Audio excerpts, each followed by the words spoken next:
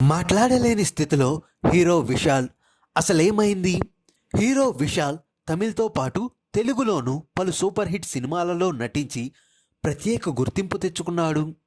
'పందెం కోడి', 'పొగరు', 'భరణి', 'పూజ' వంటి సూపర్ హిట్ సినిమాలు విశాల్ కెరీర్‌లో ఉన్నాయి.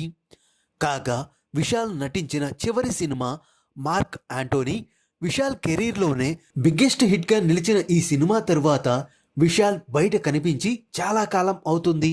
తాజాగా విశాల్ నటించిన 12 ఏళ్ల క్రితం నాటి సినిమా 'మదగజ రాజా' ఈ సినిమా సంక్రాంతికి రిలీజ్ కాబోతుంది.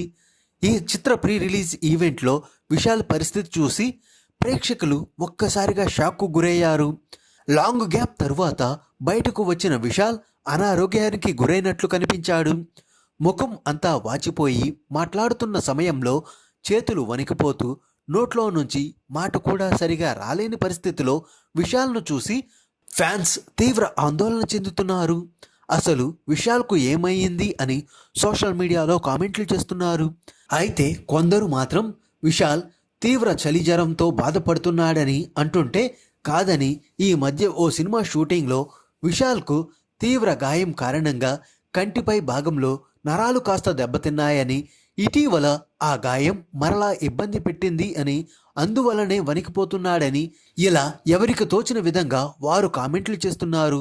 ఏదేమైనా తన సినిమాతో ఎంతగానో ఆకట్టుకున్న విశాల్ను ఇలా చూడడం బాధాకరమైన విషయం. హీరో విశాల్ త్వరగా కోలుకొని తిరిగి సినిమాల్లో నటించాలి అని కోరుకుందాం.